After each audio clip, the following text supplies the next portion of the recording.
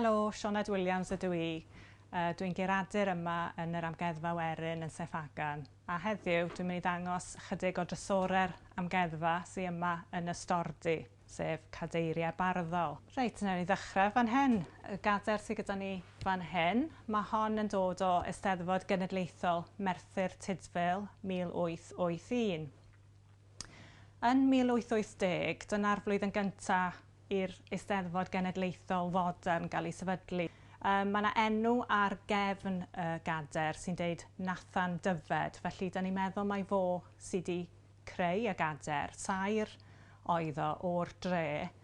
Ac mae'n gadair reit anghyffredin, mae'n weddol ysgafn, ond mae yna symboliaeth bwysig yn ymwneud â'r Eisteddfod ar y gadair. Mae gyda ni y nod cyfrin ar y top, a wedyn dyfyniadau calon wrth galon i gyd yn ymwneud â'r orsedd wrth gwrs, y gwir yn erbyn y byd ar y top fyna, ac i gyd yn y sgript barddol yma nath Iolo Morgannwg ddyfeisio. Felly mae hwnna'n gadair arbennig. Reit, ni symud mlaen i'r gadair yma fan hyn, sydd eto cadair fawr, rodresgar, yr olwg. Gyda ni'r eryr ar y top fyna a rhyw delyn.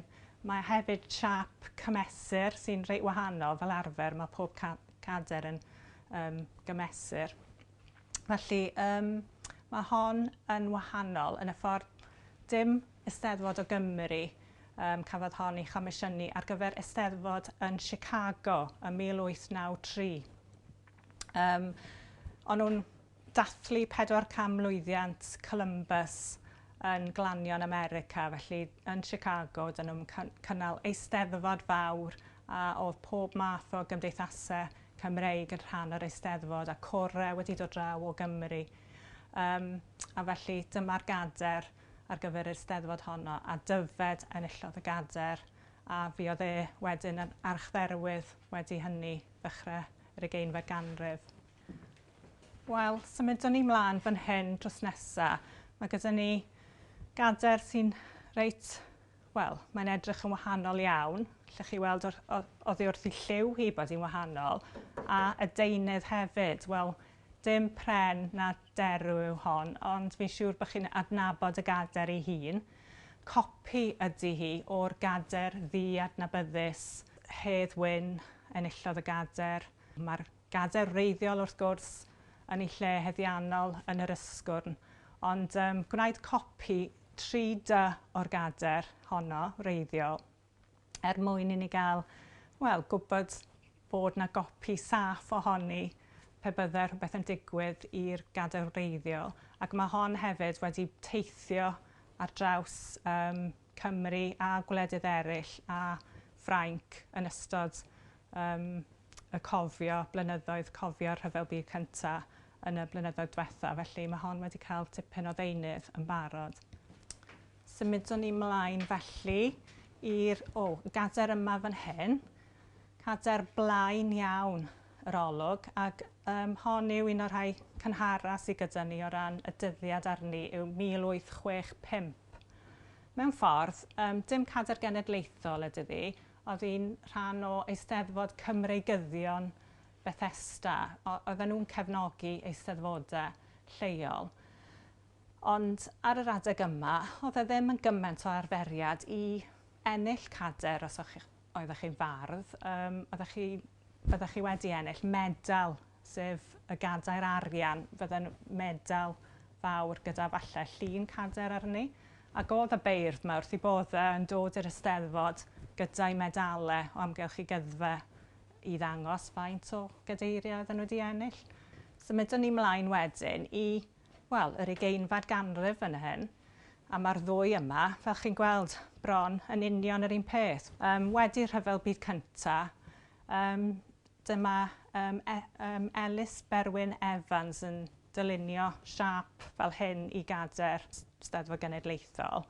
Ac am ryw reswm, dyma nhw'n penderfynu cadw yr un dyluniad ar gyfer y blynyddoedd blaenorol. A rhodd gan Gymru Patagonia yw'r gadair yma. Mae yna rhyw ffigurau sy'n debyg i y fath o beth fyddwch chi'n gweld yn Ne America fyna. A wedyn mae yna un arall fan hyn, fel fi'n gweud, bron yn union un peth eto o Eisteddfod Rhyl 1953. Wedyn, fan hyn mae yna gader fawr arall, seremonio. Mae bron yn edrych fel rhywbeth o gader fydde dych chi yn y sedd fawr yn y capel. Ac mewn ffordd mae e'n debyg i bensaerniaeth capeli. Mae hon yn dod o Dreorci, Steddfod Treorci 1928. A am ryw reswm, o'r fath o 20au, falle achos y dirwasgiad, oedd hi'n arferiad i nifer o gymdeithasau Cymreig a Chymraeg oedd wedi mudo i wledydd eraill i roi cadeiriau eisteddfodol i'r genedlaethol. A mae hon yn dod o Gymru Blackstone yn Awstralia. Reit, cader arall lot symlach fan hyn, Eisteddfod Cwmorthyn yw hon, ac mae'n edrych fel y fath o gader fyddwch chi'n cael falle yn eich cartre yn y cyfnod Victoriaidd neu dechrau'r 20fed ganrif. A rhoddwyd y gader yma nid i fardd, ond i arweinydd Côr y Moelwyn, achos bydde cadeiriau'n cael ei rhoi i gorau hefyd. Wedyn, eto cader sy'n edrych fel rhywbeth fydde mewn parlwr yn hytrach nag ar lwyfan eisteddfodol, ond mae hon yn weddol gynnar eto. Mae hon yn dyddio 1866. Eisteddfod y Cymru Castell Nedd yw hon. Reit, mae'n rhaid i ni sôn am y gader yma hefyd, sef cader Shanghai. Mae'n hollol wahanol i unrhyw gader eisteddfodol arall ymhlith rhain sydd gyda ni fan hyn. Fel allwch chi weld, mae jyst yn edrych yn hollol estron. Mae wedi cael ei chreu yn Shanghai ar gyfer Eisteddfod Wrecsam 1933. Felly be oedd unwaith eto Cymru dramor yn awyddus i hybu yr Eisteddfod ac oedden nhw yn comisiynu cadeiriau ac yn eu cynnig nhw. Felly gwnaed hon allan yn China, a mae gennym ni lun yn y casgliad o'r gweithwyr oedd yn gyfrifol. Mae'n debyg cymrodd e dros flwyddyn i'w greu, a mae'r cefriadau arni yn ofnadw o fanwl, felly does dim syndod o hynny. A dyma ni'n gorffen yr ychydig cadeiriau sydd ar ôl fan hyn, sef y cadeiriau fwy traddodiadol fydde'n cael ei defnyddio i eisteddfodau lleol. A maen nhw'n dilyn yr un fath o batrwm, cadeiriau derw syml, gyda dyddiad yr Eisteddfod ar y cefn, Eisteddfod Salem, Pencoed Llingwyn yw hwn, a yn aml iawn oedd yna ddraig goch ar y cefn.